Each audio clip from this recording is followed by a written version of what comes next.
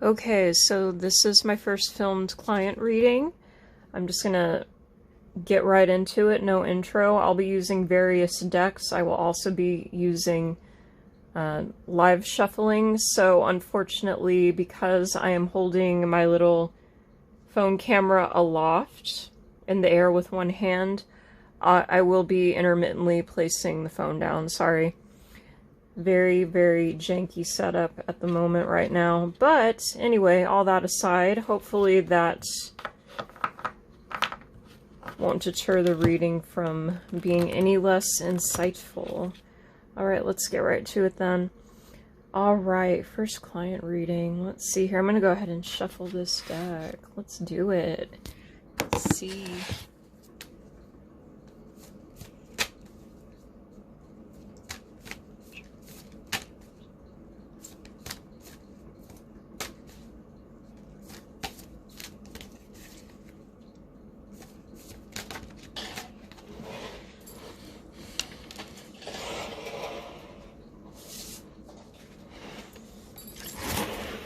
Okay, so I purposely, there are different methods on YouTube for shuffling cards, and I very purposely shuffle them in the most chaotic, messy manner possible to man, probably. The reason is because I do take jumpers, so we did have the adder jump out. This is the Druid Animal Oracle, by the way. Gorgeous, gorgeous deck. Look at the level of detail in that artwork.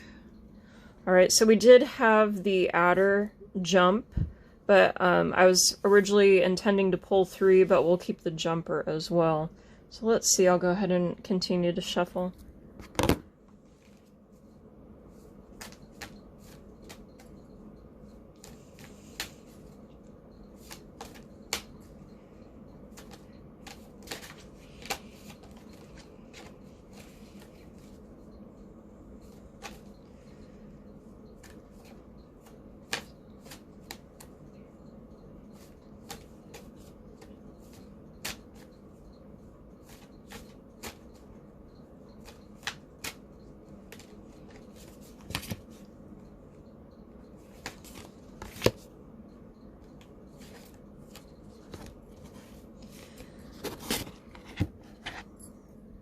Alright, let's clean this up a little bit. Just a little bit. Let's clean this up. Okay, so pulled the frog reversed, the wren reversed, the owl upright, and then of course we have the adder as a jumper. So I will be, this is a rather profound deck, so I will be reading out of the booklets as well as pulling clarifying cards. And as well as the reading. Oh goodness, where's the booklet? I just had it. See, this is why you need to be prepared and not just jump into things. Oh, here we go. So I get the intuitive sense that this jumper ties together the major life themes and its forthcoming issues together.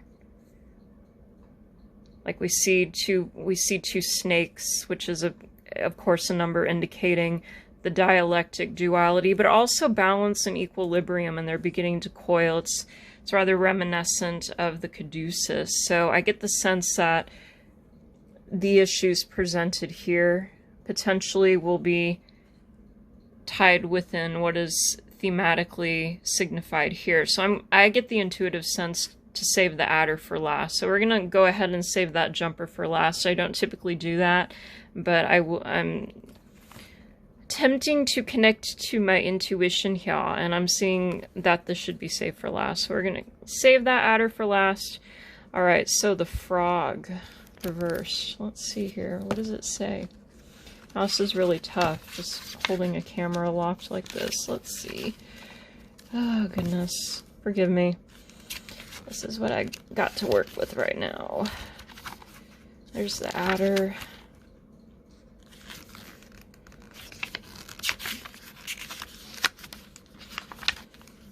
Where are you, Mr. Frog? Okay, there is the frog. Let's see here. So, Loscan and Druid. The keywords are sensitivity, medicine, hidden beauty, and power.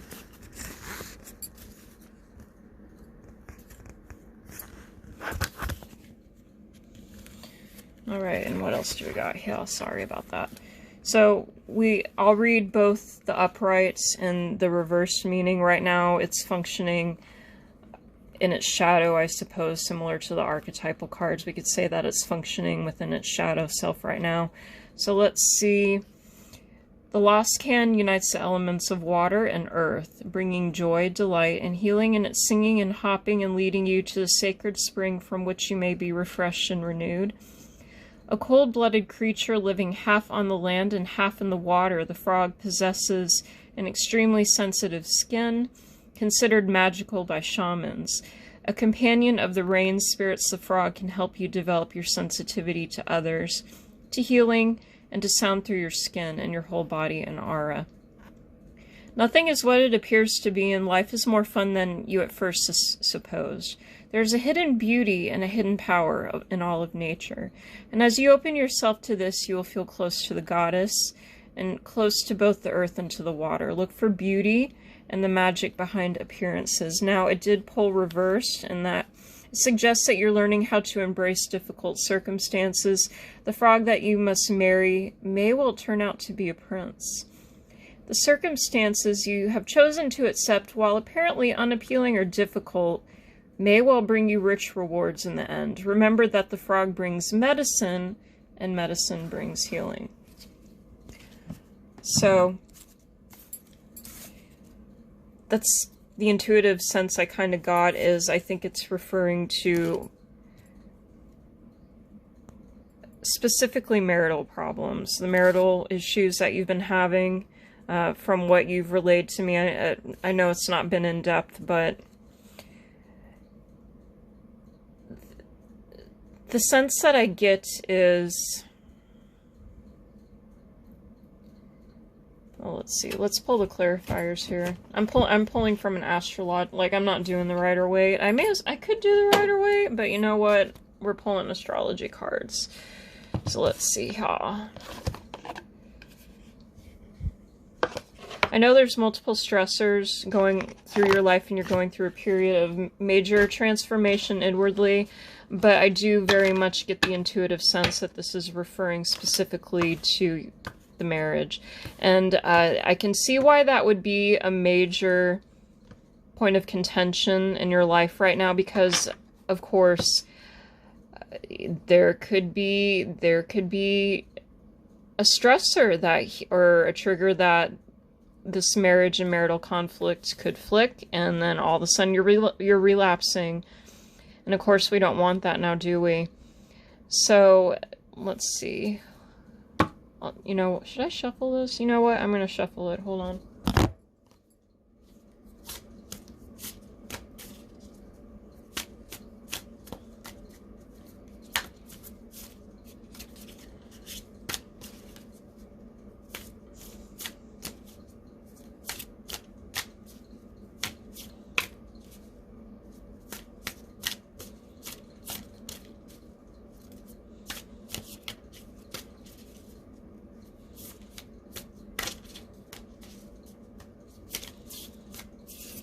Clarify this frog reverse.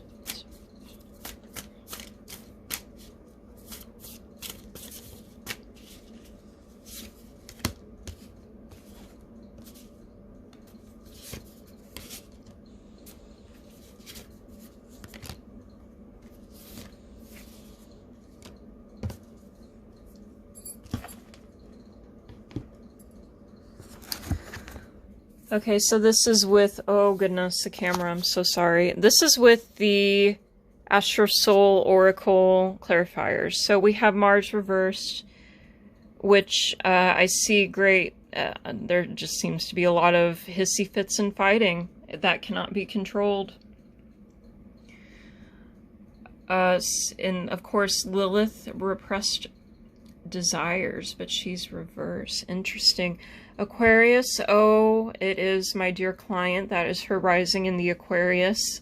She is a highly intuitive, creative, freely expressive type, highly independent woman, absolute ball buster, and well, yes. So it's here it is signifying directly to you. And then Neptune, inspiration, dreams, spirituality, delusion. So from what I understand from what you've relayed to me previously is that you're coming from the premise of modernity and modernism, as it were, and its framing of femininity, and he is approaching it from his Hindu culture, which of course when you're even with these modernized, you know, even when these cultures become modernized, there is a residue of traditional male-female dynamics, especially within marriage, societally, culturally, what have you. And of course, as I spoke to you previously, he has a rather unique issue within his chart in that, if I remember correctly, his Venus is in Aquarius, which is why he looked upon you here, especially with this Neptunian energy I'm pulling here too. That's natural to a person who is highly artistic. They're going to have some form of significant influence from Neptune within their chart somewhere, whether it's highly afflicted or rather easy flowing. There's some connection and high influence of Neptune. The planet of higher spirituality, dreams, inspiration, things like that. Things that worldly folk just kind of scratch their head at. They really just do not understand the supernatural, the preternatural, paranormal. Anyway, so essentially, Neptune lends a glamour to this highly ethereal, almost alien angel-like being that is Aquarius. They are so fundamentally individualistic at their root. They're futuristic. It's like people look upon them and they're like, whoa, is this like an earth angel? Is this really a person in human form? Yes, well, as you have relayed, your husband's Venus is in Aquarius. Now, the issue is that his Mars, which is interesting because it's afflicted here and reversed, a frog whose elements are earth and water. His Mars is an earthy Taurus. So we have this weird, for him, attraction. He projects, it's almost like he projects onto women that he desires, that they are that earth angel goddess figure who is beyond all restrictive cultural norms with regards to how women should behave, especially within his culture. But then when he actually beds them and marries them, he's like, okay, I need you to be this down-to-earth servant woman who achieves perfect bliss by clipping my toenails and washing dishes and cooking my food, having my kids, yada, yada, yada, which I'm not knocking that. It's just that within light of a highly Neptunian Aquarian type, if you're going to wrangle this person and then try to fundamentally oh, my nail polish came off. Wow, janky and gauche. Anyway, yes, so what I was saying is that if like I know this client is, she's very much influenced by Neptune, also an Aquarian type. Having to scrub the grime off the inside of the dishwasher every 5 years, clipping toenails, wiping the husband's mouth like a baby after he belches after chugging a beer is the stuff of their worst nightmares. Like, it is fun. It is not fun. It is not a way within which they would like to freely express affection. We're essentially talking about, through the symbols of oracles and astrology, that there's something of a communication hang-up, like they say, styles of love communication. I get that sense here. I get the distinct sense both here. He repressed desires. Reversed.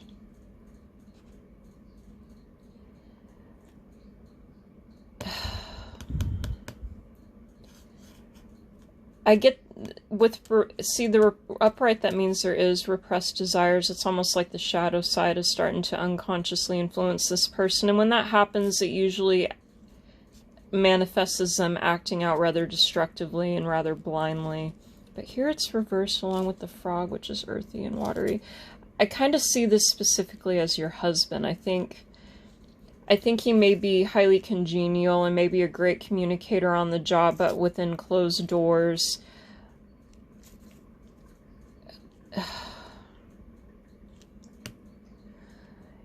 is he trying to push you to do certain things? I'm not suggesting it's abusive or an infringement of rights per se, but is this, this is just a question to ponder yourself. Is he either trying to push you away from your healing journey, because I know you have that parallel to this issue, is you have this healing journey from addiction.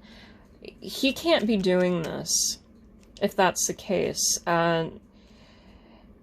If he's not a partner in your healing journey and he is quite mindlessly triggering you or even potentially creating new stressors within the relationship, it needs to be communicated to him that if he pushes too far with this willy-nilly baby nonsense of wah, wah, wah, wah, wah, why aren't you sucking my toes in a maid outfit and being the submissive wife that you're supposed to be when you are my Aquarian earth angel.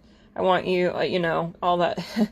But if he's causing unnecessary stressors, because for some reason I get the sense that he's being a little hysterical, like he is being a massive baby, and it's Tarian energy. It's because, I don't know what, you didn't whip the custard right for the pies, or some little detail in the cooking that just did not fit this image of femininity within his culture that you are absolutely struggling because it is so foreign to your nature to subscribe to.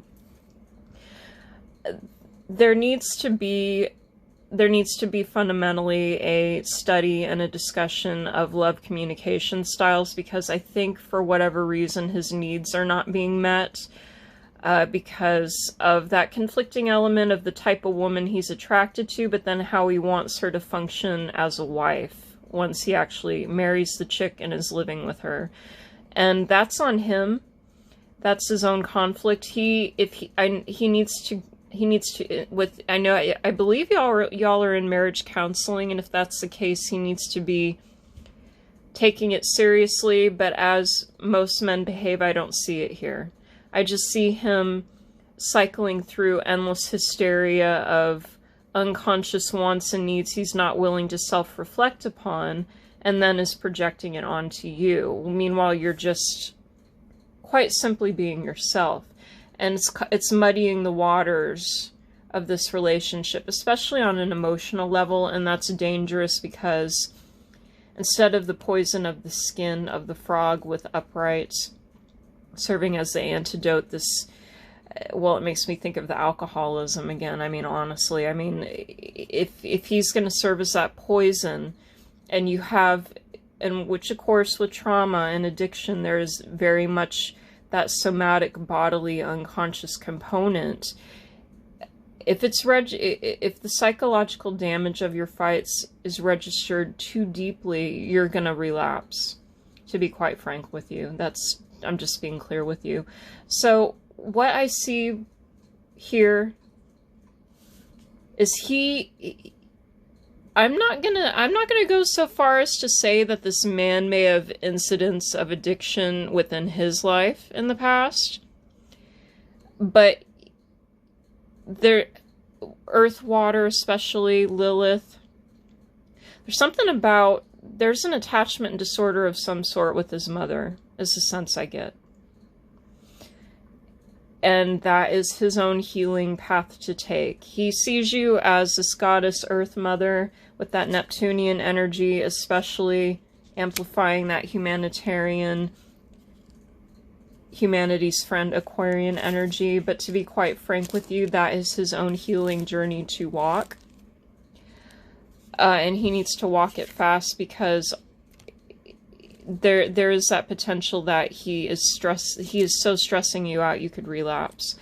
If that's the case, you need to tap into this Neptunian energy, which I so know you have. I've seen your artwork online. I've seen your poetry. I've seen your in-depth reflections upon the sun signs and astrology. You need to channel whatever agitation that you are feeling within your soul within that work, because if it is not channeled constructively and creatively, you will be self-sabotaging. That will become a vicious cycle, and you will escape into the bottom of that bottle once more.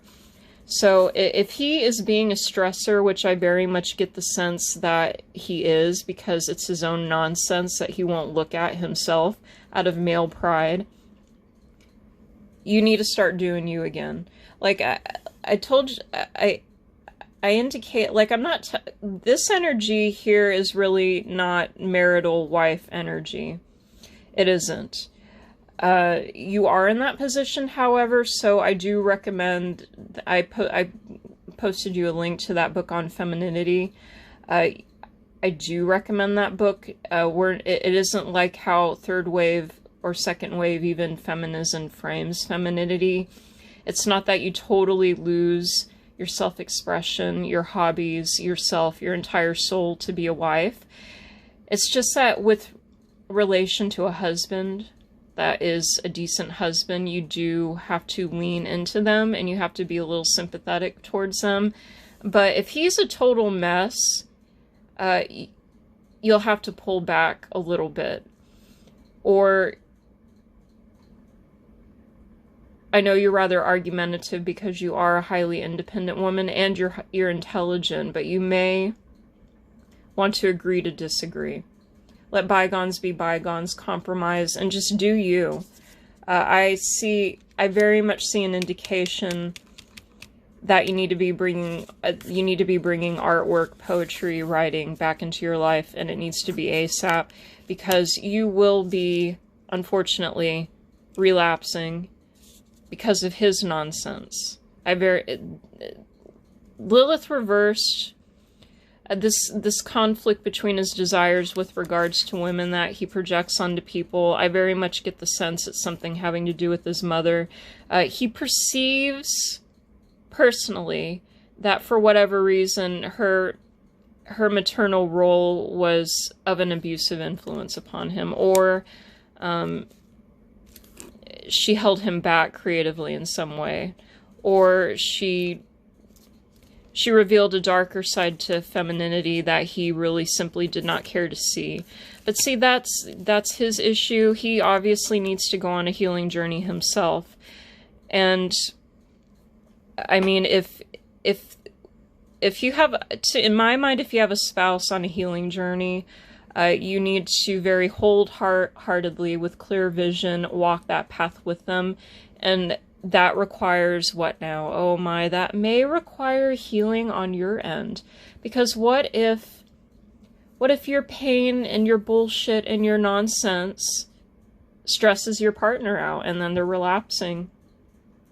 So I see this disconnect here, and you're very much alone here. And if that's the case, my first indication is you need to be creative again. Absolutely. You need to be that artistic self, that poetic self, that contemplative self of the higher mysteries of life, the noosphere or what have you. Absolutely do that, because I see indications here that he needs to heal himself, or he needs to go through therapy. Not even so much marriage counseling, but I think he needs to go through it individualistically himself. And if, because of he comes from a recently modernized culture, I recommend that you have him look at spiritual venues, anything. Maybe he's a Piscean, so he seems to be deeply moved by words that are deeply compassionate, empathic, healing.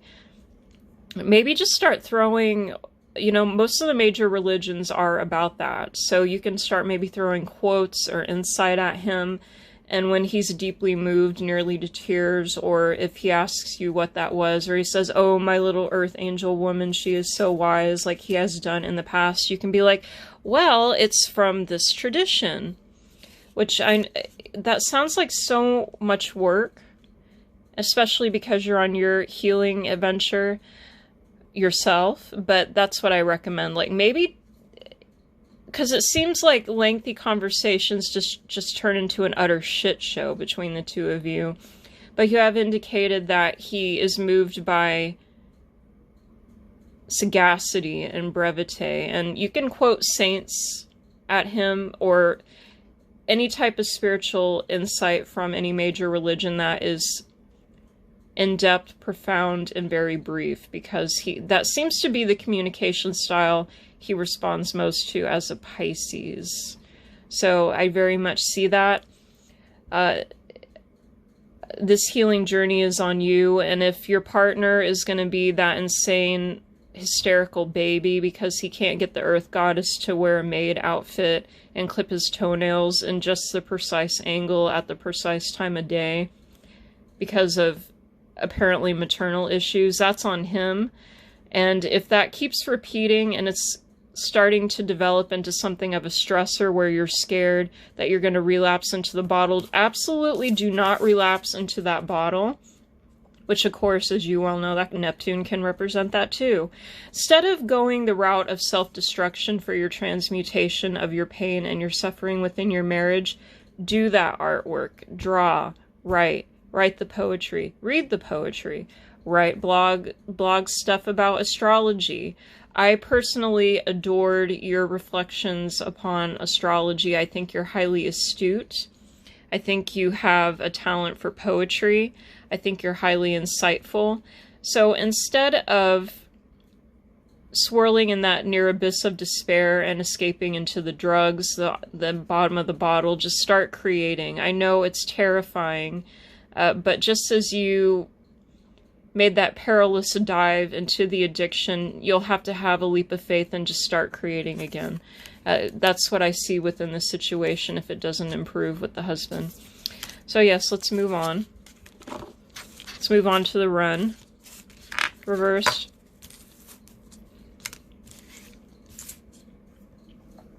Okay, let's see. Sorry, adjusting in my seat. The run reversed.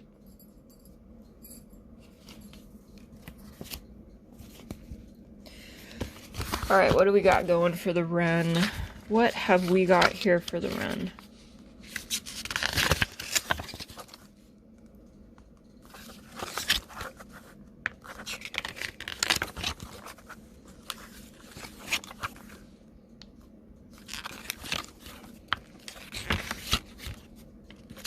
Oh, where is he? Oh, here he is. Let's see here.